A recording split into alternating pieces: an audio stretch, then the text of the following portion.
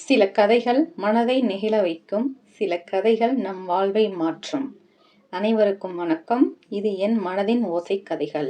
இன்று நாம் பார்க்க போவது அப்படி ஒரு மனதை உருக்கும் கதை. நள்ளிரவு மணி 12. காவல் ஆய்வாளர் காயத்ரி தன் வெள்ளை கார் வாசலில் நிறுத்திய போது வீடு முழுவதும் வெகு நேரமாக இருள் படர்ந்து கிடந்தது. குளிர்காற்றில் அசைந்தாடிய ஆலமரக் கிளைகள், வாசலில் விழுந்த நிழல்கள் அவளுக்கு ஒரு சிறு நடுக்கத்தை ஏற்படுத்தின. இரவு ஷிப்ட் என்றால் எப்போதுமே இப்படித்தான். ஆனால் இன்று மட்டும் ஒரு வேறுபட்ட பயம் இருந்தது. அவள் கதவை திறக்கும் முன்பே உள்ளே இருந்து 16 வயது செக்யூரிட்டி கார்த்திக் ஓடி வந்தான். மேடம் மேடம் என்று அவன் குரலில் ஒரு தவிப்பு. என்னடா கார்த்திக், மறுபடியும் சந்தேகமான ஓட்டம் கேட்டதா? காயத்ரி கேட்ட கேள்வியில் ஒரு சோர்வு இருந்தது. கடந்த 1 மாதமாக இந்த வீட்டில் ஏதோ ஒரு மர்மமான அமைதி நிலவியது. இரவு நேரங்களில் மாடிப்படிகளில் யாரோ நடப்பது போன்ற சத்தம். திறந்துவிடப்பட்ட வாசல் பூட்டுகள். ஆனால் எந்த திருட்டும் இல்லை, எந்த சேதமும் இல்லை. இல்ல மேடம், இன்று உங்கள் அறை கதவு திறந்திருந்தது. நீங்கள் வீட்டில் இல்லாத நேரத்தில் என கார்த்திக் முனகினான். காயத்ரியின் இதயம் ஒரு தரம் தாண்டவமாடியது. அவள் அறை. அங்கே அவளுடைய தனிப்பட்ட குறிப்பேடுகள், பழைய காவல் வழக்குகளின் கோப்புகள் இருந்தன. அவசரமாக உள்ளே நுழைந்தாள். எல்லாமே சரியாக இருந்தன. ஆனால் அவளுடைய மேசையின் மீது வைத்திருந்த குடும்ப புகைப்படம் சரியாக இருந்த இடத்தில் இல்லை. சிறிது வலது பக்கம் நகர்த்தப்பட்டிருந்தது. நீதானே நகர்த்தியிருக்கிறாய் கார்த்திக் என்று காயத்ரி கேட்டாள். இல்ல மேடம், உங்கள் அறைக்குள் நான் எப்பவும் வரமாட்டேன். உங்களுக்கு தெரியாதா என்று கூறினான். காயத்ரிக்கு தெரியும். ஆனால் இப்போது அவளுக்கு தெரிந்த எல்லாமே கேள்விக்குறியாக தோன்றின. மாடியில் அவளது 8ஆம் வகுப்பு படிக்கும் மகள் திவ்யா வேலைக்காரி காமாட்சியின் அரவணைப்பில் தூங்கிக் கொண்டிருந்தாள். காயத்ரியின் இதயம் குன்றியது. இரவு நேரங்களில் தன் குழந்தையை விட்டுவிட்டு வெளியே செல்வது எப்போதுமே கடினமாக இருந்தது. ஆனால் இன்று அந்த வழக்கமான குற்ற உணர்ச்சியை விட ஒரு புதிய கூர்மையான சந்தேகம் முளைவிட்டிருந்தது. அந்த சந்தேகம் அவளது கணவனை நோக்கி இருந்தது. காவல்துறை சட்டை அணிந்த ஆய்வாளர் அரவிந்த். அவர்கள் இருவருமே ஒரே காவல் நிலையத்தில் பணிபுரிந்தாலும் இந்த 2 மாதங்களாக அவர்களின் ஷிப்டுகள் மாறுபட்டிருந்தன. இரவு நேரங்களில் காயத்ரி ரோந்து வந்து கொண்டிருக்கும் போது அரவிந்த் பெரும்பாலும் மருத்துவமனைக்கு செல்வதாக சொல்லிவிட்டு வெளியேறுவார். அவரது நெருங்கிய நண்பர் பிரகாஷின் தந்தை அண்மையில் ஒரு பெரிய அறுவை சிகிச்சைக்கு பிறகு மருத்துவமனையில் அனுமதிக்கப்பட்டிருந்தார். இது ஒரு நல்ல காரணம். ஆனால் அன்றிரவு காயத்ரி ரோந்துக்கு சென்றிருந்த போது அந்த மருத்துவமனை வாசலில் தனது கணவரின் கார் நிற்பதை கண்டாள். ஆனால் அவர் உள்ளே இல்லை. மாறாக அவர் மருத்துவமனைக்கு அருகிலுள்ள ஒரு தனிமையான காஃபி பாரில் ஒரு இளம் பெண்ணுடன் உட்கார்ந்து பேசிக் கொண்டிருந்தார். அவர்களிடையே இருந்த நெருக்கம் வழக்கமான நட்பை விட கூடுதலானதாக தோன்றியது. அந்த காட்சி காயத்ரியின் மனதில் இருந்து அகலவே இல்லை.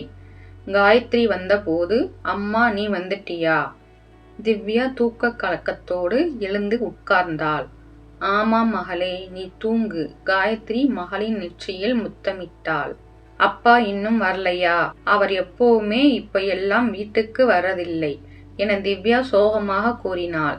அந்த வார்த்தைகள் காயத்ரியின் இதயத்தில் ஒரு கத்தியைப் போல் பாய்ந்தன. மறுநாள் காலை காயத்ரி தன் அறையில் உட்கார்ந்து கடந்த காலத்தின் புகைப்படங்களை பார்த்து கொண்டிருந்தாள். அரவிந்த், திவ்யா எப்படி சிரித்து கொண்டிருந்தார்கள், எங்கே போனது அந்த நேரம் என நினைத்தாள்.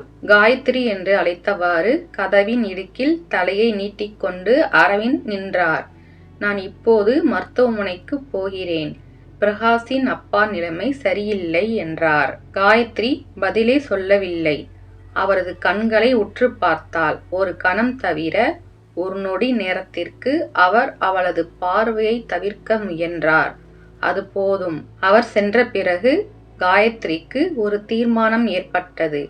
அவள் தனது மொபைலை எடுத்து ஒரு எண்ணிற்கு கால் செய்தாள்.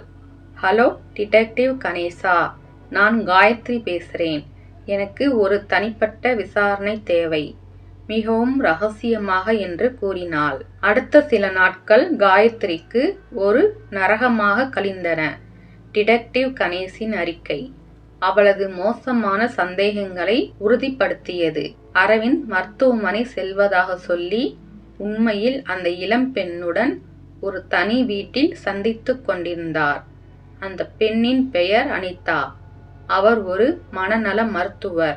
அவர்களின் தொடர்பு 6 மாதங்களாகவே இருந்தது. ஆனால் அந்த அறிக்கையில் இன்னொரு வினாடி தகவலும் இருந்தது. அரவிந்த் அனிதாவின் வீட்டில் இருந்து வெளியேறிய பிறகு நேரடியாக வீட்டிற்கு வந்திருக்கவில்லை. மாறாக நகரின் பழைய பகுதியில் உள்ள ஒரு கைரேகை சோதனை கிளினிக்கிற்கு சென்றிருந்தார். ஏன் என காயத்ரிக்கு பல சந்தேகங்களை ஏற்படுத்தியது. ஒரு இரவு காயத்ரி தனது குறிப்பேடுகளை புரட்டி கொண்டிருந்த போது அவளது கண்கள் ஒரு பழைய தீர்க்கப்படாத வழக்கின் கோப்பில் சரிந்தன. 2 வருடங்களுக்கு முன் நகரின் செல்வந்தர் பகுதியில் ஒரு இளம் பெண் பாலியல் வன்கொடுமைக்கு உள்ளாகி கொலை செய்யப்பட்டிருந்தாள்.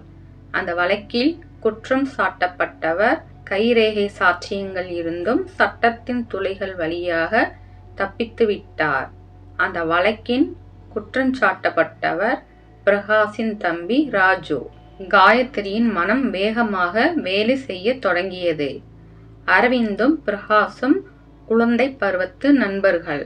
அந்த கொலை வழக்கின் போது அரவிந்த் மிகவும் பாதிக்கப்பட்டிருந்தார். ஆனால் ஏன் இப்போது 2 வருடங்களுக்கு பிறகு அவர் மறைவாக கைரேகை கிளினிக்கு செல்கிறார்? அவளது சந்தேகங்கள் ஒரு புதிய திசையில் திரும்பத் தொடங்கின. அன்றிரவு காயத்ரி திட்டமிட்டபடி ரோந்து புறப்படுவதாக சொல்லி வீட்டை விட்டு வெளியேறினாள். ஆனால் அவள் நேரடியாக அந்த கைரேகை கிளினிக்கு அருகில் ஒரு இடத்தில் காரை நிறுத்தினாள். காயத்ரி மறைந்து நின்று காத்து கொண்டிருந்தாள். சுமார் 1 மணி நேரம் கழித்து அரவிந்தின் கார் வந்து நின்றது. ஆனால் அவர் வெளியே இறங்கவில்லை. மாறாக கிளினிக்கு உள்ளே இருந்து வெளியே வந்த ஒரு மனிதர் அரவிந்தின் காரில் ஏறிக்கொண்டார். அவர் டாக்டர் ராமன், அந்த கிளினிக்கின் முதலாளி. அரவிந்தின் கார் வேகமாக புறப்பட்டது. காயத்ரி தூரத்தில் இருந்து பின்தொடர்ந்தாள். அவர்கள் நகரின் வெளிப்புறத்தில் உள்ள ஒரு கைவிடப்பட்ட தொழிற்சாலையை நோக்கி சென்றனர். காயத்ரி காரை ஒரு தூரத்தில் நிறுத்தி தெரியாமல் தொழிற்சாலையின் உள்ளே நுழைந்தாள். உடைந்த கண்ணாடிகள், துருப்பிடித்த இரும்புகள், எங்கும் ஒரு மரண அமைதி. பிறகு அவர்கள் பேசுவதை கேட்டாள். இதோ டாக்டர், இதுதான் அந்த நாள். அரவிந்தின் குரல் கடுமையாக இருந்தது. நீங்கள் சொல்வது சரிதான் அரவிந்த், இந்த கைரேகை, இது ராஜுவின் கைரேகைதான். ஆனால் அவன் கொலைகாரன் என்பதை நிரூபிக்க இன்னும் சட்டப்பூர்வமான ஆதாரங்கள் தேவை என்றார் டாக்டர் ராமன். அதற்கு அரவிந்த், இன்னும் ஆதாரங்களா என்றார். அவன் என் சிறந்த நண்பனின் தம்பி. ஆனால் அவன் ஒரு அரக்கன். அந்த பாவி அந்த பெண்ணை வதைத்து கொன்றான். நான் அப்போது சாட்சியளிக்க முடியவில்லை.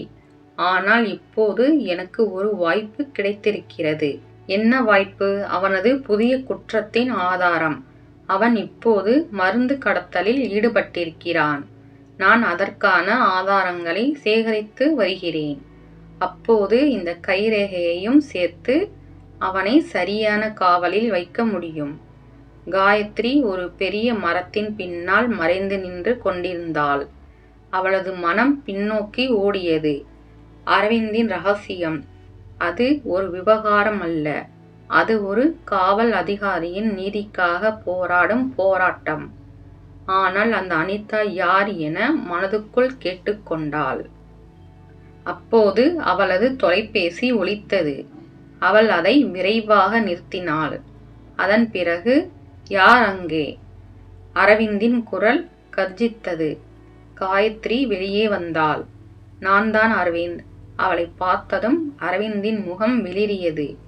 காயத்ரி, நீ இங்கே எப்படி? நான் உன்னை பின்தொடர்ந்து வந்தேன். நீ ஏன் இந்த ரகசிய விசாரணையில் ஈடுபட்டிருக்கிறாய்? ஏன் என்னிடம் சொல்லவில்லை? அந்த அனிதா யார்? காயத்ரியின் குரலில் கோபமும் காயமும் நிறைந்திருந்தன. அரவிந்த் ஒரு நீண்ட பெருமூச்சு விட்டார். அனிதா, அவள் ஒரு மனநல மருத்துவர். ஆனால் அவள் ராஜுவின் காதலியும் கூட. அவனுக்கு மனநல பிரச்சனைகள் இருப்பதாக சொல்லி அவள் அவனை சிகிச்சை என்ற பெயரில் காத்து கொண்டிருக்கிறாள். அனிதா மிகவும் நல்லவள். நியாயத்தின் பக்கம் நிற்கிறாள். ஆனால் உண்மையில் அவள் என்னை கவனித்து ராஜுவுக்கு எச்சரிக்கை செய்வதுதான் அவளுடைய வேலை. நான் அவளை இரட்டை உளவாளியாக பயன்படுத்தி கொண்டிருக்கிறேன். அவளுக்கு தெரியாத தகவல்களை நான் கொடுத்து ராஜுவின் அடுத்த நடவடிக்கைகளை முன்கூட்டியே அறிந்து கொள்கிறேன். காயத்ரிக்கு எல்லாம் புரிந்தது. ஆனால் ஒரு கேள்வி இன்னும் தீரவில்லை. எங்கள் வீட்டில் நடக்கும் அந்த மர்மமான சம்பவங்கள், மாடியில் நடப்பது போன்ற சத்தம், திறந்துவிடப்பட்ட கதவுகள் என கூறிய போது அரவிந்தின் முகம் கடுமையானது. அது வேறு விஷயம் என நான் நினைக்கிறேன். நமது வீட்டு செக்யூரிட்டி கார்த்திக் அதில் ஈடுபட்டிருக்கலாம். அவனை பற்றி எனக்கு சந்தேகம். அவன் ராஜுவின் ஆட்களில் ஒருவனாக இருக்கலாம் என கூறினார். அந்த நிமிடத்தில் காயத்ரியின் தொலைபேசி மீண்டும் ஒலித்தது. இந்த முறை வீட்டிலிருந்து வந்தது. அம்மா. திவ்யாவின் குரலில் பயம் தெரிந்தது. அம்மா, வீட்டில் ஏதோ சத்தம் கேட்கிறது. கார்த்திக் அண்ணன் இல்லை. காமாட்சி அத்தை தூங்கிவிட்டாள். நான் பயமாக இருக்கிறேன். காயத்ரியின் ரத்தம் உறைந்தது. திவ்யா, நீ எங்கே இருக்கிறாய்? நான் என் அறையில்தான் இருக்கிறேன். கதவை பூட்டிக் கொண்டேன் என்று கூறினாள். பூட்டியே இரு, நான் இப்போதே வருகிறேன் என காயத்ரி கூறினாள். அரவிந்தும் அந்த உரையாடலை கேட்டார். விரைவாக வா என்று சொல்லி அவர்கள் இருவரும் காரை நோக்கி ஓடினர். வீட்டை நோக்கி விரைந்து சென்று கொண்டிருந்தபோது காயத்ரியின் மனம் கார்த்திக்கை பற்றிய எண்ணங்களில் லயித்திருந்தது. அந்த இளம் பையன் எப்போதும் உதவியாக இருப்பான். அவனா? ஆனால் ஏன்? வீடு வந்ததும் வாசல் திறந்திருந்தது. உள்ளே நுழைந்த அவர்களை ஒரு அமைதி வரவேற்றது. திவ்யா என்று அழைத்தவாறு காயத்ரி மாடிப்படிகளில் ஏறி ஓடினாள். திவ்யாவின் அறை கதவு திறந்திருந்தது. உள்ளே திவ்யா பயத்தால் நடுங்கிக் கொண்டு நின்றாள். அவளது அறை முழுக்க குழப்பமாக இருந்தது. புத்தகங்கள் தரையில் சிதறியிருந்தன. மேசையின் மீது ஒரு காகிதம் இருந்தது. காயத்ரி அதை எடுத்தாள். அதில் எழுதப்பட்டிருந்தது, விசாரணையை நிறுத்து, இல்லை என்றால் உங்கள் குழந்தை பாதுகாப்ப இருக்க மாட்டாள். அரவிந்த் காயத்ரியின் கையில் இருந்த அந்த காகிதத்தை பிடுங்கி பார்த்தார். அவரது முகம் சிவந்தது. இப்போது போதும், இந்த நாயை நான் பிடித்தே தீருவேன் என்றார். அந்த நேரத்தில் கீழே இருந்து ஒரு அலறல் சத்தம் கேட்டது. அது காமாட்சியின் குரல். அவர்கள் கீழே ஓடினார்கள். சமையல் அறையில் காமாட்சி தரையில் வீழ்ந்து கிடந்த கார்த்திக்கை சுற்றி நின்று கொண்டிருந்தாள். கார்த்திக்கின் தலையில் காயம், இரத்தம் சொட்டி கொண்டிருந்தது. என்ன ஆச்சு என்று அரவிந்த் கேட்டார். சார், நான் தூங்கிக் கொண்டிருந்தேன். யாரோ என்னை தாக்கியிருக்கிறார்கள் என கார்த்திக் முனகினான். காயத்ரி கார்த்திக்கின் கண்களை பார்த்தாள். அந்த பயம் உண்மையாக தோன்றியது. ஆனால் அவனுடைய கையில் ஒரு சிறிய துண்டு காகிதம் இருந்தது. அதில் ஒரு எண் எழுதப்பட்டிருந்தது, ராஜுவின் எண். இது என்ன என்று காயத்ரி அந்த காகிதத்தை எடுத்து காட்டினாள். கார்த்திக்கின் முகம் வெளிரியது. தெரியாது மேடம், தெரியாது என்றான். அரவிந்த் கார்த்திக்கின் காலடியில் இருந்து ஒரு பொருளை எடுத்தார். அது ஒரு சின்ன டார்ச் லைட். ஆனால் அதன் மேல் இரத்தக் கறைகள் இருந்தன. இதுவா? இது அந்த கொலை வழக்கில் இருந்த டார்ச் லைட்.